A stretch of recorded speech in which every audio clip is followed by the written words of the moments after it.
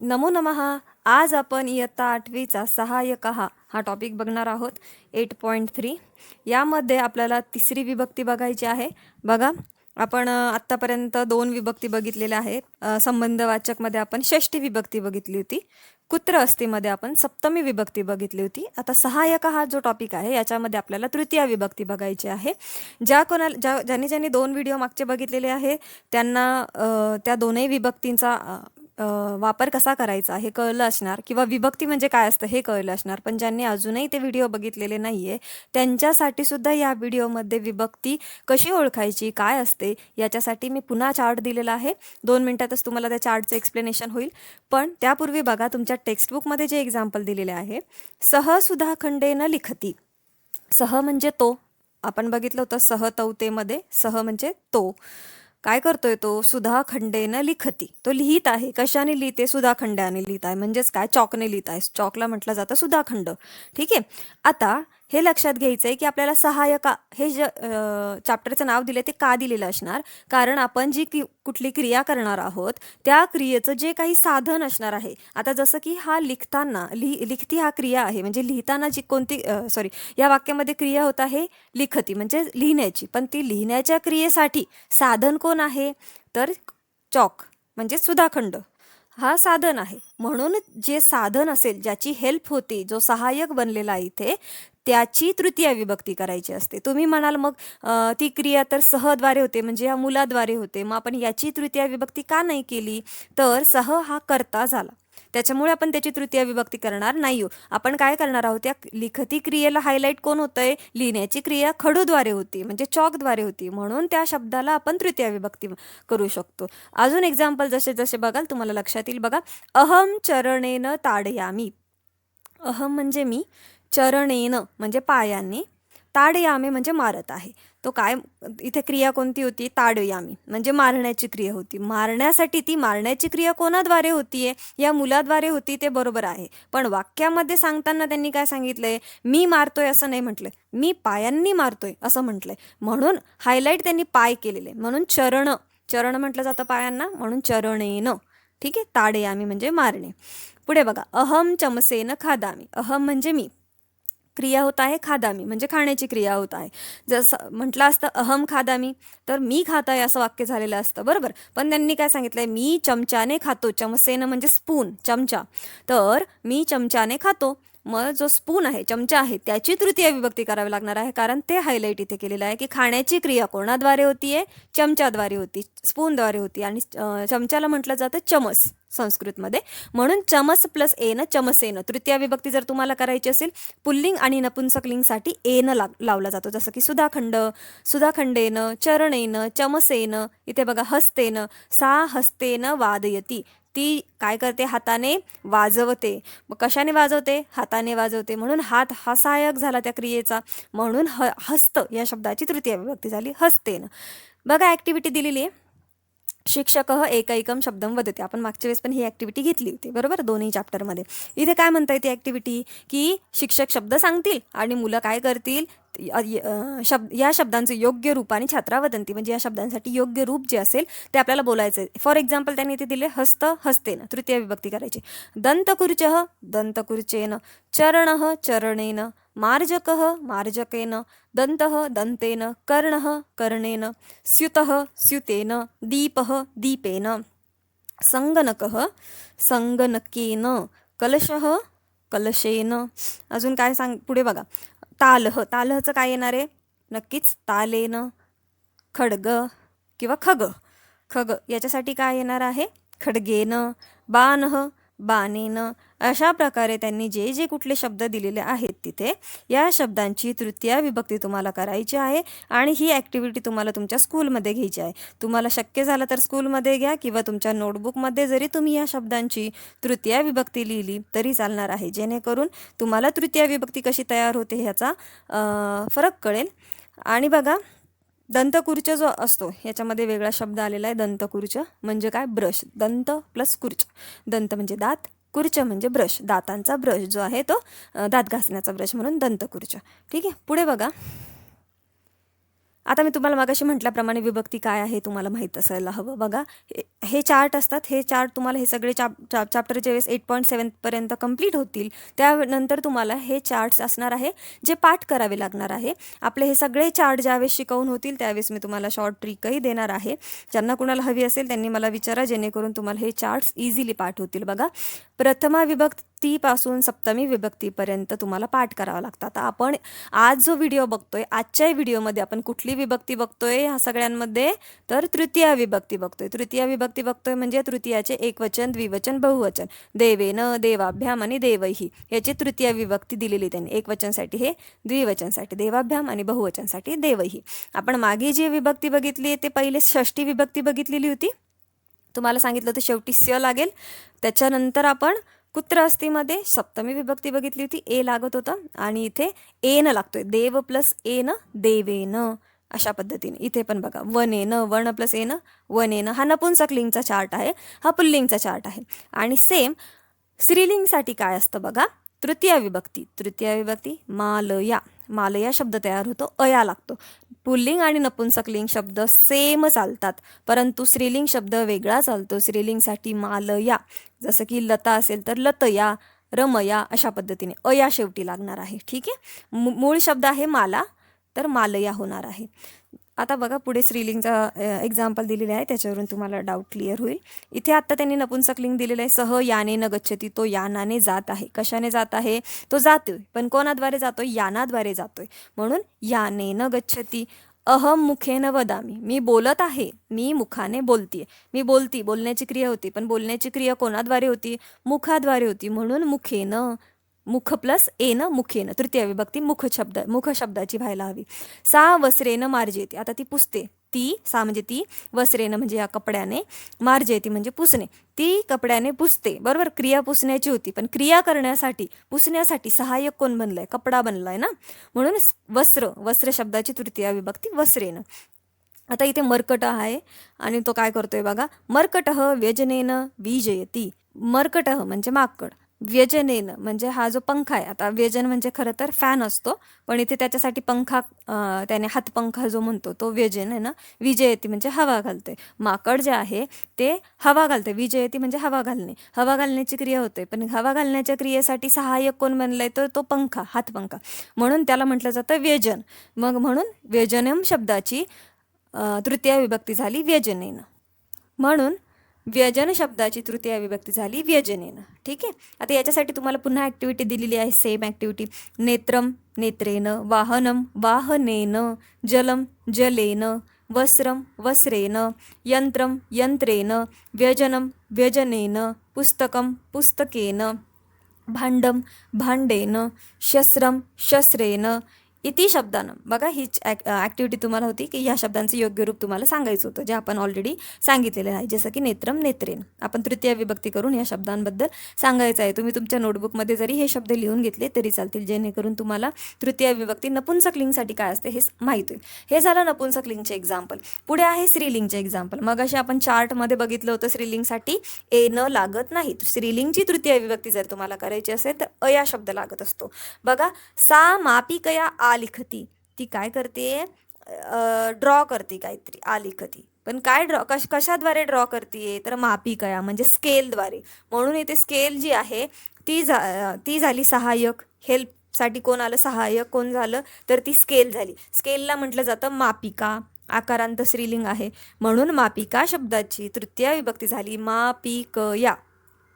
आ निघून जातो, मापिकामधला आकारांत निघून जातो आणि शेवटी या लागतो, मापिकया. ठीक आहे, बालिका छुरिकया कर्तयती. आता बालिका जी आहे ती सुरीने, छुरिकया म्हणजे सुरी, नाईफ, त्याने काय करते, कापते. कर्तयती म्हणजे कापणे, कापण्याची क्रिया होते, कोणाद्वारे होती ती, तिच्यासाठी बालिका क्रिया करते, पण कोणाची हेल्प घेऊन करते, तर सुरीची हेल्प घेऊन करते. बालिका तिची तीच काही नाही कापते, ती सुरीची हेल्प घेते त्याच्यासाठी, म्हणून सुरीला म्हटलं जातं छुरिका. छुरिका शब्दाची तृतीय विभक्ती झाली छुरिकया. पुढे बघा, माता वेलन्य रोटिका हा करोती. माता काय करते, रोटिका बनवते, करोती झाली क्रिया, पण माता जी रोटी बनवते ती कोणाची हेल्प घेऊन बनवते? माता हाताने तर रोटी नाही बनवते, त्याच्यासाठी हायलाईट हेल्पिंग काय आहे तर बेलन आहे, म्हणजे हे लाटणं आहे. त्या बेलनला म्हटलं जातं वेलन्या, लाटण्याला म्हटलं जातं वेलन्या, वेलणी म्हटलं जातं, त्याची तृतीय विभक्ती झाली वेलन्या. पुढे बघा, बालकः कुप्या दुग्धम पिपती. आता इकारांत शब्द आहे, कुपी, कुपी म्हणजे बॉटल, इथे पण इकारांत होतं, इथे पण इकारांत आहे. कुपी म्हणजे बॉटल, बालक काय करतोय? बॉटलने दूध पितोय, पिण्याची क्रिया होती, पण कोणाद्वारे? कुपीद्वारे. म्हणून कुपी शब्दाची तृतीय विभक्ती झाली कुप्या. कुपी शब्दाची ई निघून गेली आणि तिथे या जॉईन झाला, कुप्या. ठीक आहे. एक ॲक्टिव्हिटी दिलेली, रोटिका रोटिकया, पुस्तिका पुस्तिकया, कपाटिका कपाटिकया, पेटिका पेटिकया, नलिका नलिकया, उत्पीठिका उत्पीठिकया, शर्करा शर्कऱ्या शर्करया, गुलिका गुलिकया, पुत्तलिका पुत्तलिकया, कुंचिका कुंचिकया, मार्जनी मार्जन्या. आता इथे काय होईल? इथून इकारांत शब्द चालू झाले, ई निघून जाईल आणि जॉईंट वर्ड तयार होईल, मार्जन्या. इथे आपण य डायरेक्ट लिहू शकतो आकारांत असेल तर, पण इकारांतसाठी य जॉईंट करावं लागतं, म्हणून मार्जन्या, अंगुल्या, पुनःपुरण्या, अंकन्या, कर्तर्या, घट्ट्या, अशा प्रकारे हे रूप तयार होत असतं. शाटिका शाटिकया, नदी नद्या. एक त्यांनी आकारांचं करून दाखवलं आणि एक इकारांतचं करून दाखवलेलं आहे. बघा, भाषाभ्यास दिलेला आहे आता. वाक्यानी पुरेत, महिला द्रोणी जलम आणते. महिला काय करते? पाणी आणते, पण कोणाद्वारे आणते? द्रोणी म्हणजे बकेट, मग त्याच्यासाठी तिने हेल्पला काय घेतलं? बकेट. साधन काय झालं? बकेट झालं, म्हणून द्रोणी शब्दाचं द्रोण्या झालं. ठीक आहे. इकारांत असेल तर जॉईंट वर्ड होतं, द्रोण्या. तृतीय विभक्ती करायची. बालकः चमस खादती, कोणाद्वारे खातोय? चमच्याद्वारे खातोय, म्हणजे चमच शब्दाची तृतीय विभक्ती चमसेन, अकारांत आहे, चमसेन येणं लागेल. सा हस्त रोटिकाम खादती, ती हाताने रोटिका खाते, म्हणजे पोळी खाते, चपाती खाते, तर हस्त शब्दाची तृतीय विभक्ती झाली हस्तेन. सह दंड ताडयती, आता दंड शब्दाची तृतीय विभक्ती होईल दंडेन, का? अकारांत आहे म्हणून दंडेन. एन एन, जिथे जिथे अकारांत आहे त्याला एन लागतोय. सा जल मुखम प्रक्षालयती, तो जलाने मुख धुतोय, त्याचं तोंड धुत आहे. प्रक्षालयती म्हणजे धुणे. ठीक आहे. कोणाद्वारे? जलाद्वारे, म्हणून जल शब्दाची तृतीय विभक्ती झाली जलेन. अहम कुंचिका तालाम उद्घाटयामी, मी चावीने लॉक उघडत आहे. ठीक आहे. कुंचिका म्हणजे चावी, कीच, म्हणून कुंचिकया. आता बघा, कुंचिका शब्द आकारांत स्त्रीलिंग आहे, म्हणून अया लागलाय, शेवटी या लागलाय, कुंचिकया. तालाम उद्घाटयामी. बघा, इथे द्रोणी शब्द इकारांत आहे, स्त्रीलिंग आहे, म्हणून या लागणार आहे शेवटी, द्रोण्या. आणि इथं कुंचिका कुंचिकया. बाकी शब्द बाकी शब्द सगळे शब्द अकारांत आहे, पुल्लिंग आहे, म्हणून तिथे सगळ्यांना एन लागणार आहे. चमसेन, हस्तेन, दंडेन, जलेन. ठीक आहे. पुल्लिंग किंवा नपुंसकलिंग, सगळ्या शब्दांना एन लागतो. पुढे बघा, इथपर्यंत तृतीय विभक्ती ही साधनासाठी वापरली जाते हे आपण बघितलं, परंतु ज्यावेळी ज्या कुठल्या वाक्यामध्ये सहशब्द असेल तर त्या सहशब्दासाठी सुद्धा तृतीय विभक्ती लागते. जसं की मंदारः निनादेन सह खेळती. आता मंदार निनाद सोबत खेळत आहे, मंदार निनाद सोबत, सह म्हणजे सोबत, खेळत आहे, हे दोघं नाम आहे. एकाचं नाव आहे मंदार, एकाचं नाव आहे निनाद, बरोबर. तर मंदार कोणासोबत खेळतोय? निनाद सोबत खेळतोय, म्हणून निनाद शब्दाची तृतीय विभक्ती झाली निनादेन. ठीक आहे. आता हे कसं काय करायचं, कसं लक्षात घेणार? निनाद थोडी साधन आहे, निनाद थोडी काही वस्तू आहे, नाही, पण वाक्यामध्ये सहशब्द आलेला आहे, म्हणून तुम्हाला सहशब्द असेल तर त्याची तृतीया करायची असते. मग प्रश्न विचारायचा, मंदार, सहला हायलाईट करून प्रश्न विचारायचा, मंदार कोणासोबत खेळतोय? तर निनाद सोबत खेळतोय, म्हणून निनाद शब्दाची तृतीय विभक्ती करायची निनादेन. पुढे बघा, शिक्षिका छात्रया सह श्लोकम पठती. शिक्षिका छात्रेसोबत श्लोक बोलत आहे. कोणासोबत? तर छात्रासोबत, म्हणून छात्रा शब्द आकारांत आहे, छात्रा. छात्रा शब्दाची तृतीय विभक्ती झाली छात्रया. नीला मोहिन्यासह पुस्तकम पठती. नीला जी आहे ती मोहिनीसोबत काय करते? पुस्तक वाचते. नीला कोणासोबत पुस्तक वाचते? तर मोहिनीसोबत पुस्तक वाचते, म्हणून मोहिनी शब्दाची तृतीय विभक्ती झाली मोहिन्या. इकारांत शब्द आहे मोहिनी, हा आकारांत शब्द आहे छात्रा, आणि इथे पुल्लिंग आहे निनादः. आलंय लक्षात? अशा प्रकारे सह जर वाक्यामध्ये असेल तर ज्याच्यासोबत ती क्रिया घडतीये त्याची तृतीय विभक्ती तुम्हाला करावी लागते.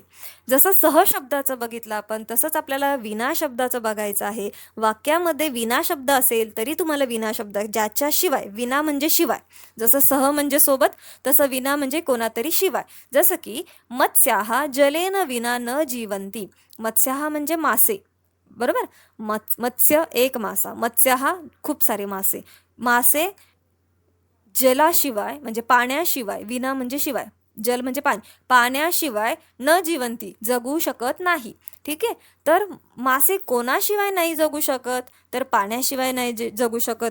म्हणून जलशब्दाची तृतीय विभक्ती झाली जलेन.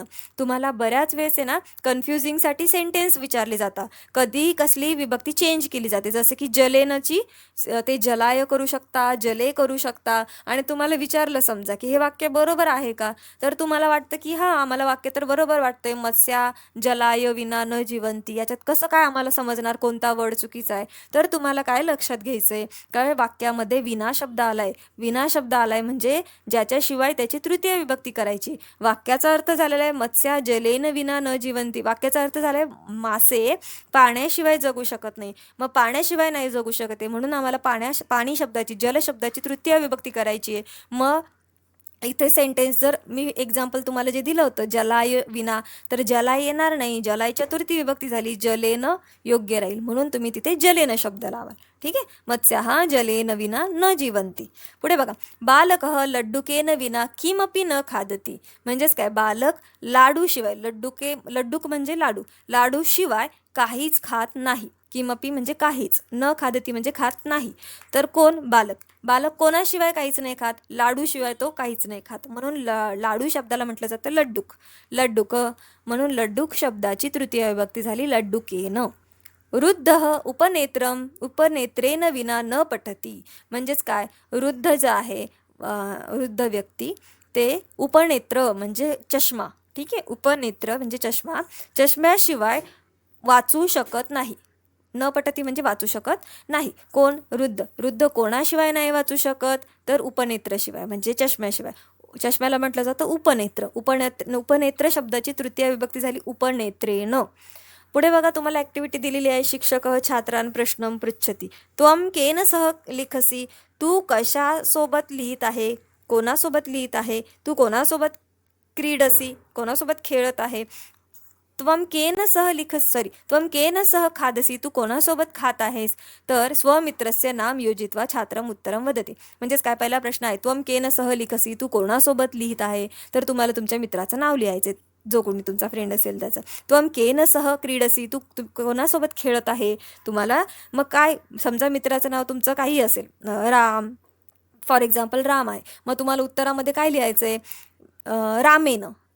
केन सह विचारले म्हणजे तृतीय विभक्तीत उत्तर द्यायचं, म्हणून तुम्ही राम असं नाही लिहिणार, मी रामसोबत खेळतोय असं म्हणायचंय, तर तुम्ही रामेन लिहाल. त्वं केन सह क्रीडसी, तुम्ही कोणासोबत खेळताय, तर रामेन किंवा बालकेन किंवा मालया, आकारांत असेल तर मालया, माला म्हणायचे, रमा म्हणायचे तर मालया, रमया. त्वं केन सह खादसी, तुम्ही कोणासोबत खाते, तू कोणासोबत खातोय, तर इथेही तुम्ही म्हणू शकता रामेन, किंवा स्त्रीलिंगसाठी शब्द वापरायचा असेल तर बालिकया, मालया, लतया, रमया. अशा प्रकारे तुम्ही तुमचे उत्तरं देऊ शकता. आले लक्षात. अशा प्रकारे आपण वेगवेगळी ॲक्टिव्हिटी इथे घेतलेलं आहे. तुम्हाला जर याचे आन्सर तुम्हाला मी जर सांगितले, तुम्ही तुमच्या मित्रांचे आन्सर लिहून त्या त्वं केन सह लिखसी, क्रीडसी, खादसी, ज्याचं जे काही तुमचं उत्तर असेल, तुमच्या मित्राचं नाव घेऊन, मैत्रिणीचं नाव घेऊन तुमचे उत्तरं मला तुम्ही कमेंट सेक्शनमध्ये नक्की कळवा. मी तुम्हाला सांगते तुमची उत्तरं बरोबर आहेत की नाही.